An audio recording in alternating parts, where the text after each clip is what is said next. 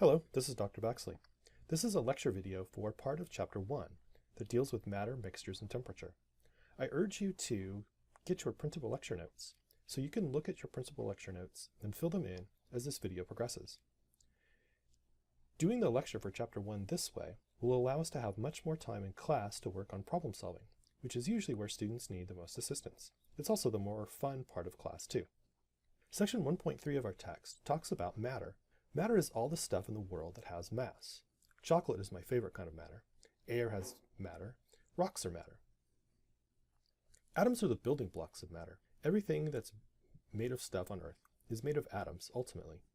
Atoms can be represented by these colored spheres like this.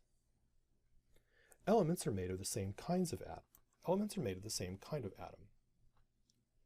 Elements can be represented by these three pictures here, where the atoms come in groups of 4, 2, or 3. Atoms can exist individually also. A compound is a term used for a substance made of two or more different kinds of atoms stuck together by bonds. Bonds are the sticky force that holds atoms together into compounds. We'll talk a lot more about this sticky force when we get to Chapter 9 and 10 much later in this semester. But for now, it's sufficient to know that these atoms are held together in compounds by sticky forces that hold them together. A compound could be represented by this picture down below, where there are two different kinds of atoms that are stuck together. A molecule is made of two or more atoms that are bonded together. Again, that sticky force. Here's a concept question for you. Which of these four pictures are molecules? It turns out that the correct answer is 1. All of these substances depict molecules, because each of them consists of two or more atoms that are stuck together. But what if I asked which one of the four represent compounds?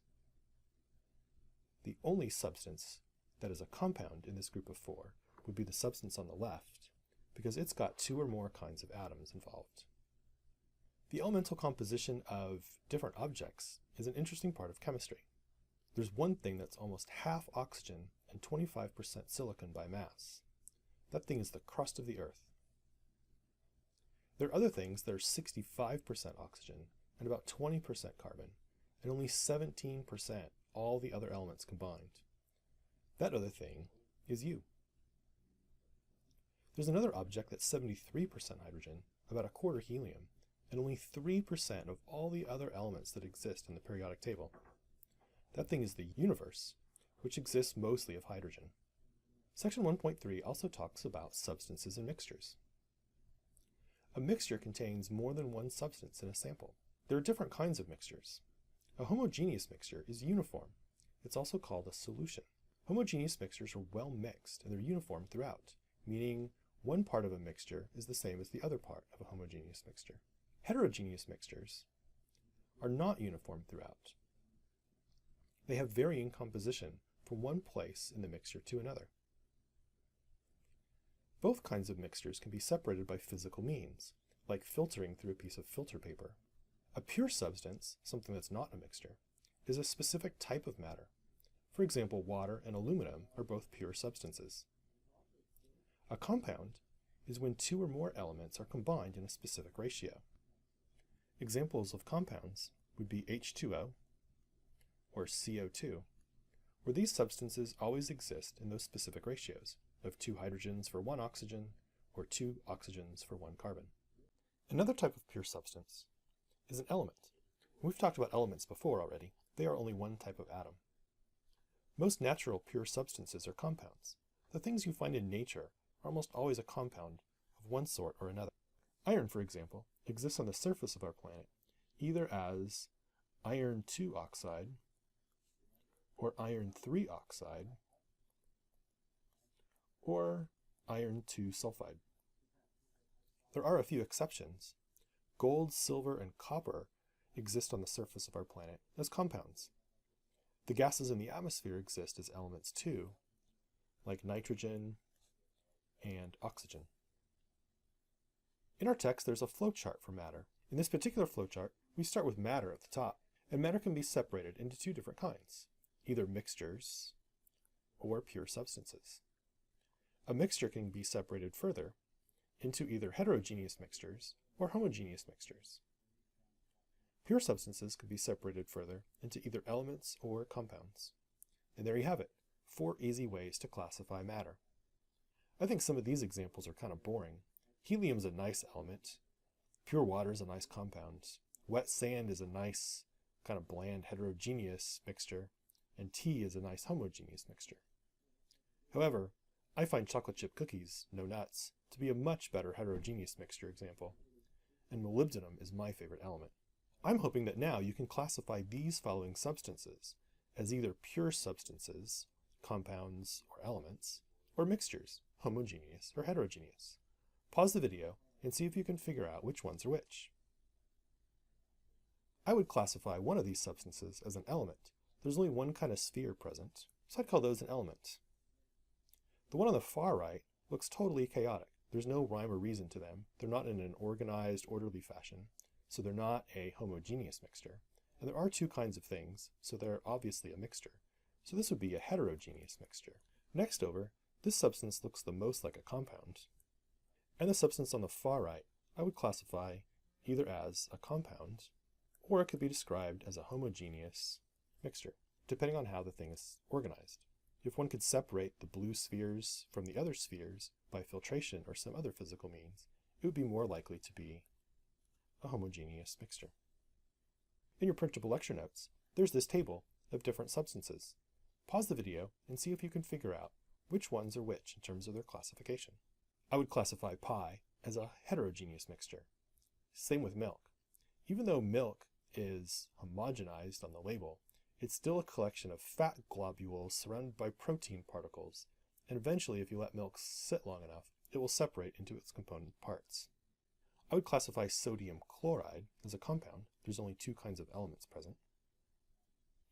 I would classify flawless diamond and graphite both as elements. They are both forms of carbon. Water we've already seen an example of. That's a compound. Gasoline, chocolate, raisin bran, air, those 4 substances are all mixtures. Gasoline is typically uniform throughout, so that would be a homogeneous mixture. Raisin bran is not homogeneous throughout. All the raisins get settled to the bottom, the flakes get separated to the top. Heterogeneous mixture. Chocolate, that could go either way, homogeneous or heterogeneous.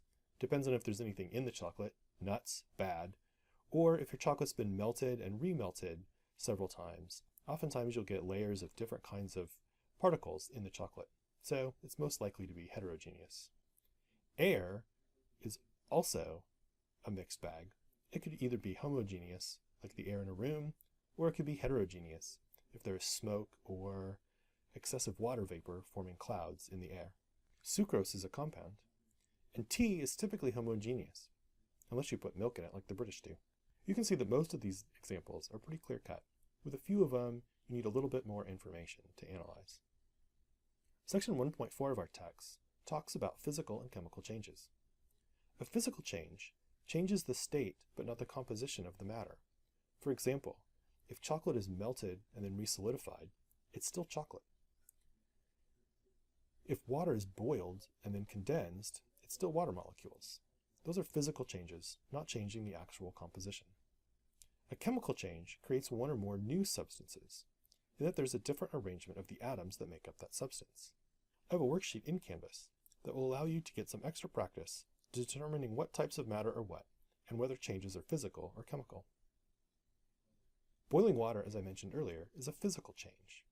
The water molecules start out as H2O in the liquid phase, and they're also H2O in the gas phase. There's no difference in the chemical nature. The rusting of an iron is a chemical change, as the iron atoms in the nail combine with oxygen and water in the air. They form a new substance, the Fe2O3, and you can see the existence of the new substance as a different color or different shape or different type of material in the flaky rust that forms. One way to separate a mixture is by distillation. One can heat up some salt water in a beaker or round-bottom flask of water. The water has a lower boiling point than the sodium chloride, so the water turns into vapor and it can be recondensed in a condenser and turned back into liquid water. This is because the process of boiling water is just a physical change, and the water stays the same in terms of its chemical nature. This would be one way to purify seawater. Except boiling water takes an awful lot of energy. It's very energy intensive and therefore very expensive to boil water. It's much easier to purify seawater by a process called desalination. In desalination of water, a city or country can take seawater. It's typically pre-treated to remove lots of sediment and bacteria. It's often filtered through sand to do so. The water is then filtered further and then put through special polymer tubes where the water gets pushed through the tube, leaving brine or really salty water behind, and fresh water comes out the other side. That fresh water can be treated with chlorine, it can be stored in big tanks, and then it can be delivered to your tap as fresh, clean, unsalty water. And believe it or not, this whole chemical process ends up being much, much more cost-effective than just simply boiling the water. There's a table in your text that shows units of measurement, like length, mass, time, temperature, and amount of substance. You should know the first 5 items on that table in terms of their unit and their symbol that's used. We use prefixes to show powers of 10 later on for the International System of Units. In terms of temperature, there are 3 common temperature scales that are used. In terms of temperature, there are 3 common temperature scales in use in the US.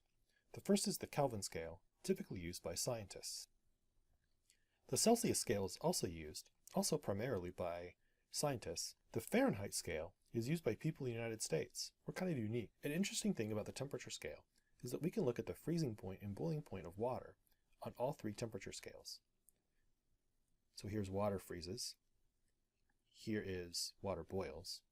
The freezing occurs at 32 Fahrenheit, or 0 Celsius, or 273 Kelvin.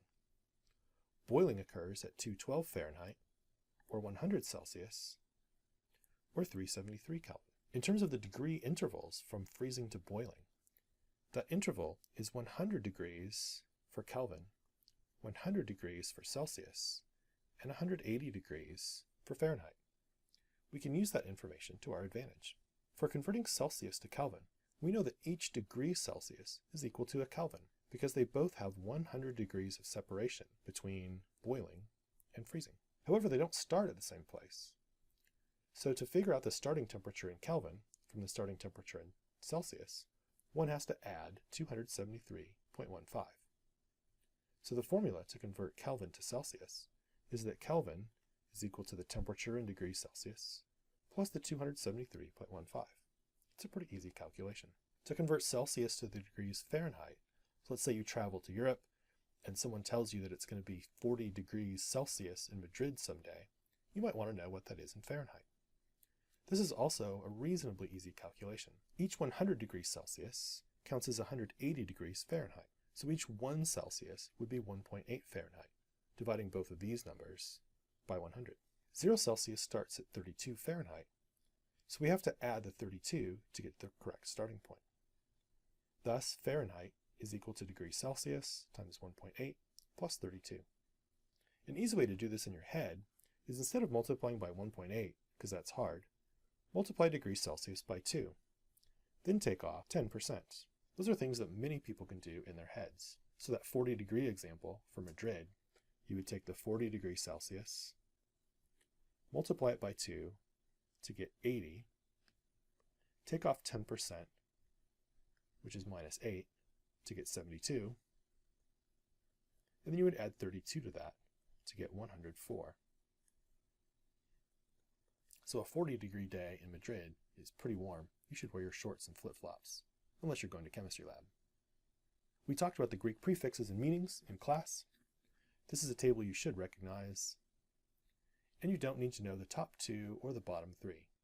You may need to look these up for a particular problem, but you don't need to be able to memorize them for exams or quizzes.